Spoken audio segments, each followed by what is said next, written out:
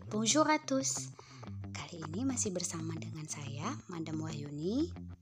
Kita masih lanjut materi pelajaran ke-6, leçon 6, part 2. Jadi bagian kedua. Oke, kita masih lanjut tentang comment lire en français. Lanjutan dari leçon 6, alphabet, comment lire en français, bagian pertama.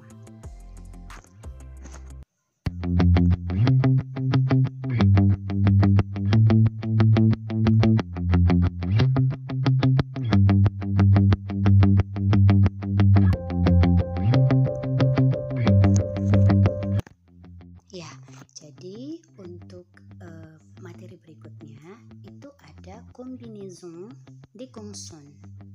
Jadi perpaduan antara konsonan. Nah, kita ada G dan N itu dibaca ny, seperti pada kata nyamuk. Kemudian P dan H itu dibaca F, dan C dan H itu dibaca sh, seperti pada kata syarat. Kita ambil contoh pada kata berikut ini. Nah, di sini kita bisa melihat ada G dan N. Maka untuk ini, kata ini kita baca menjadi montagne. Oke, kemudian kalau saya kasih kata misalnya ya, kita ada kombinasi P dan H, maka kata ini kita baca foto. Oke, kemudian kalau saya kasih misalnya kata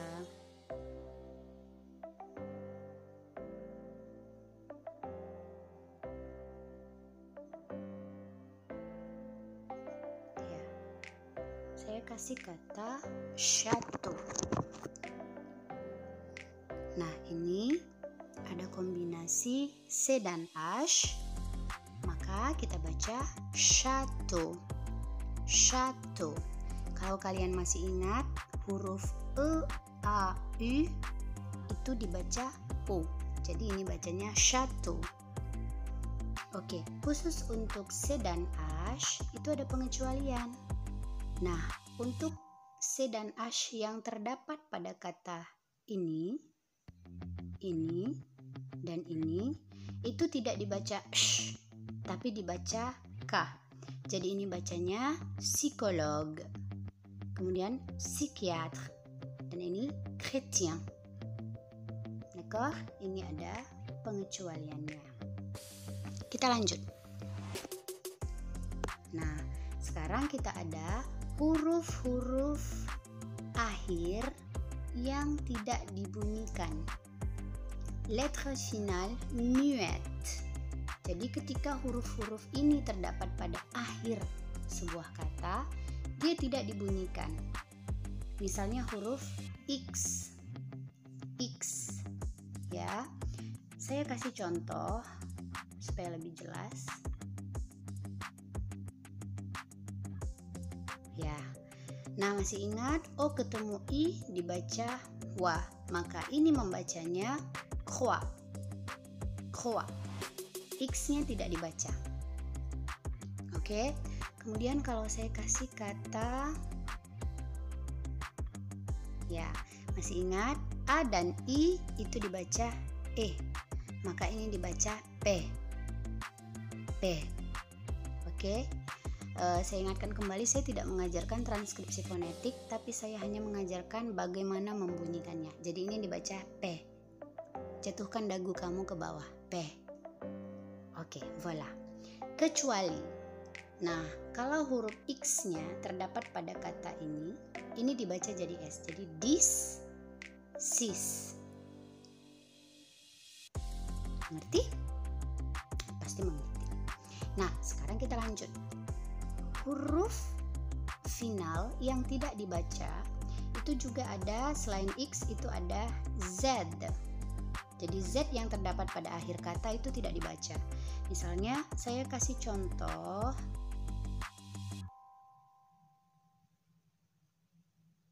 Nah, ini dibaca parler. Z-nya tidak dibunyikan. Terus kalau misalnya saya kasih contoh. Nah, ini dibaca lisez. Z-nya tidak dibunyikan. Nah, ini juga ada pengecualiannya. Pada kata ini itu dibaca gaz. Gaz. Oke, kita lanjut. Kemudian huruf konsonan yang juga tidak dibunyikan itu ada huruf T yang terdapat di akhir kata. Maaf, yang terdapat di akhir kata. Jadi kalau misalnya saya kasih kata seperti ini. Nah, ini dibaca li. Oke. Nah, kalau saya kasih kata ini dibaca di. Jadi T yang terdapat di akhir kata itu tidak diucapkan. Ada pengecualiannya. Bahasa Prancis suka pengecualian ya. Jadi ini pada kata but itu dibaca T-nya. But. Ini juga set.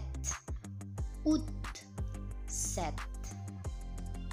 Jadi ada 4 kata yang bunyi T-nya terdapat di akhir tapi dibunyikan. Huruf T-nya terdapat di akhir tapi dibunyikan. Oke? Nah, kalau misalnya saya kasih satu lagi contoh. Masih ingat A ketemu I jadi E, maka ini dibaca C, bukan set, tapi C. Huruf T final yang dibunyikan itu hanya pada 4 kata ini. Kita lanjut. Nah, bagaimana cara membaca huruf R yang terdapat pada akhir kata? Nah, kalau huruf R-nya itu terdapat pada akhir sebuah kata, tapi setelah R tersebut, sebelum R tersebut ada huruf E, maka R-nya tidak disebutkan. Misalnya pada kata ini, huruf R-nya terdapat di akhir kata, dan sebelum huruf R tersebut ada huruf E, maka R-nya tidak dibunyikan. Jadi untuk kata ini dibaca regarder. Regarder. Oke. Nah, yang ini juga rocher. Rocher. Namun kita akan menyebutkan bunyi R-nya ketika dia tidak diawali oleh huruf E dan bukan merupakan kata kerja. Jadi misalnya soir, soir itu dibunyikan R-nya. Miroir, miroir. Ya. Jadi on le prononce quand ce n'est pas un verbe normalement. Mais en fait, ça ce n'est pas un verbe. Ça c'est une sorte de pierre. Ya. Jadi ini généralement. D'accord? On va prononcer le R final, le R final quand ce n'est pas dans le verbe. Voilà.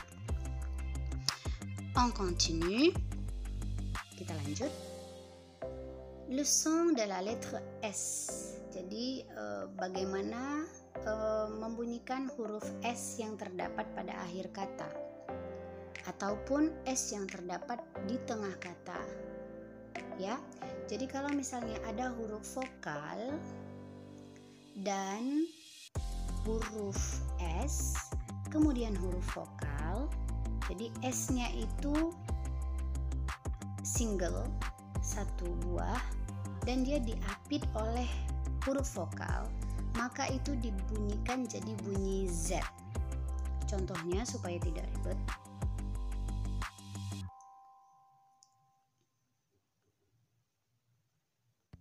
Oke. Nah, ini huruf vokal I, O juga huruf vokal, maka S yang ini dibunyikan jadi Z. Z, ya. Maka kata ini dibaca maison. Maison. Oke. Nah, namun kalau misalnya huruf S-nya double dia diapit vokal itu tetap dibunyikan S. Jadi misalnya saya kasih contoh pada kata, ini makanan yang cukup terkenal, tapi orang sering sekali menyebutnya dengan logat Inggris, padahal ini makanan berasal dari Austria sebenarnya, tapi terkenal dari Prancis ya. Maka ini dibaca croissant. Kenapa S-nya dibaca menjadi S walaupun dia diapit vokal I dan A? Karena dia ada double S-nya. Kemudian yang terakhir, bagaimana kalau S-nya itu terletak di posisi final? Ini S-nya di posisi akhir ya. Ini kita ibaratkan ada huruf lain sebelumnya, kemudian S-nya terletak di akhir, maka dia tidak dibunyikan.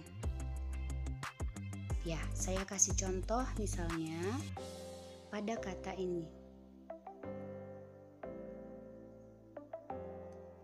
Nah, ini membacanya Paris, bukan Paris. No, Paris. Karena S final tidak dibaca. Oke, kemudian kalau saya kasih ini, A ketemu I jadi E, maka ini dibaca me, bukan mes. Karena S final tidak dibaca. Namun untuk S final itu ada pengecualian. Nah, pada kata ini S-nya dibunyikan, jadi ini dibaca songs. Oke, kira-kira sampai di sini ada pertanyaan? Kalau ada pertanyaan silahkan di komen. Kita lanjut sekarang. Bunyi dari huruf ENT. ENT yang terdapat pada posisi akhir kata. Ya, jika ENT tersebut merupakan bentuk konjugasi dari kata kerja, itu tidak akan disebutkan. Nah, untuk yang ini kalian harus belajar dulu tentang konjugasi kata kerja Prancis, baru tahu bentuknya seperti apa. Tapi saya akan kasih contoh yang gampang saja. Misalnya, il, ini artinya mereka, laki-laki. Saya bilang mereka sedang berbicara. Il parle, berbicara. Nah, berbicara itu parler. Ketika kita mengkonjugasikannya ke pronom personel il, maka konjugasinya itu jadi seperti ini, ada akhiran ENT. Nah, kalau ENT ini merupakan bentuk konjugasi dari kata kerja il, ini tidak dibunyikan sama sekali. Jadi ini hanya dibaca il parle. ENT-nya tidak dibaca. Oke? Namun untuk kata keterangan, kemudian kata benda yang diakhiri oleh ENT itu diucapkan. Misalnya saya kasih contoh in dong. Nah, ini ENT. Dong artinya gigi merupakan kata benda dan ini diakhirin ENT, maka ini dibaca undong. Maka kalau misalnya adverb, saya kasih misalnya contohnya joli poliment.